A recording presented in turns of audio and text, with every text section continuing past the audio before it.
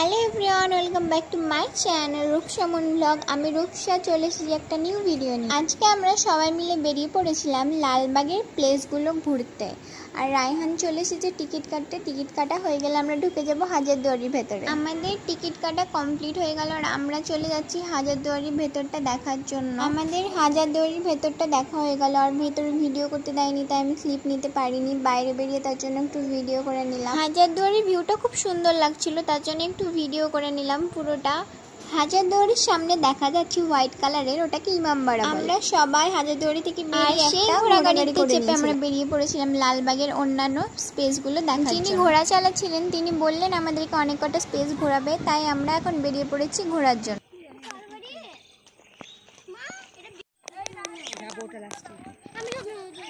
আমরা পৌঁছে গিয়েছি কাঠগোলা বাগান আর দুজন মিলে আমরা হাঁটতে হাঁটতে যাচ্ছি সামনের দিকে।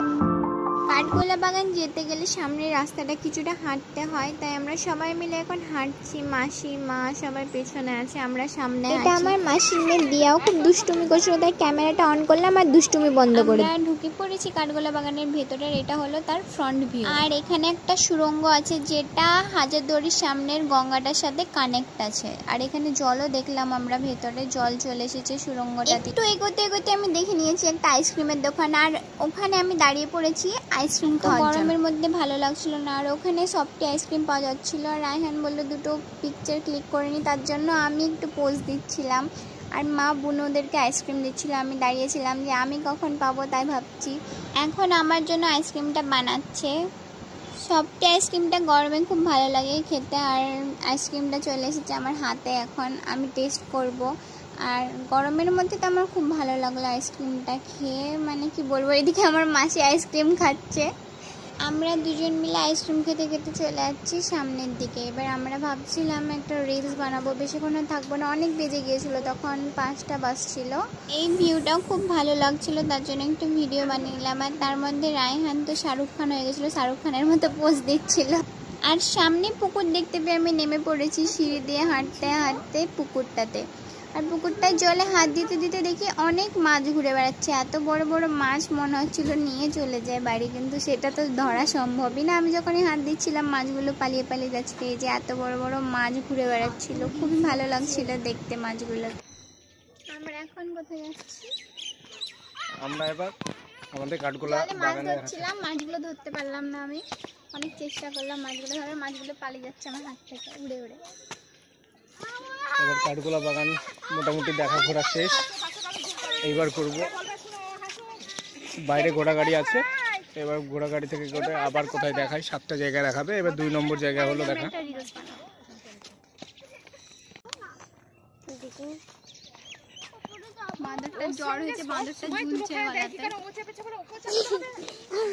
এখন চিড়িয়াখানাতে ঢুকছি, পুরোটা আমি দেখাচ্ছি ঘুরে, মানে কি কি আছে এখানে।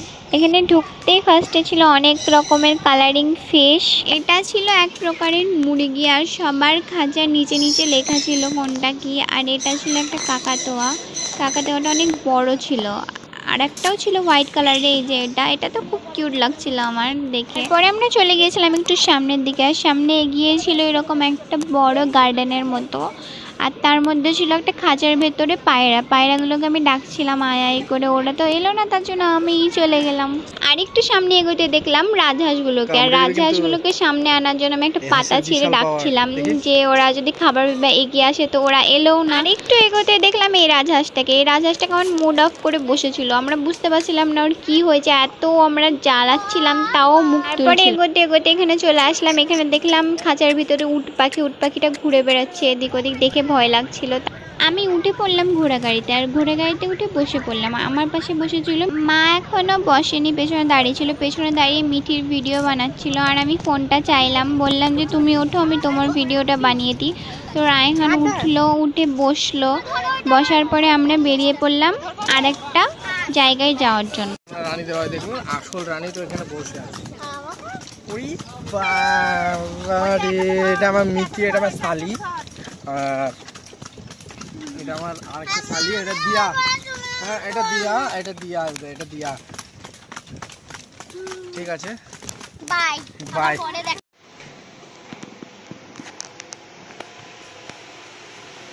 বাড়িটার বাইরে। আর ভিডিওটাকে এখানেই শেষ করছি। তোমাদের যদি সবার ভালো লেগে থাকে তো লাইক কমেন্ট শেয়ার করে দিও। আর চ্যানেলে আমার যারা নতুন আছে তারা চ্যানেলটাকে সাবস্ক্রাইব করে দিও। টাটা।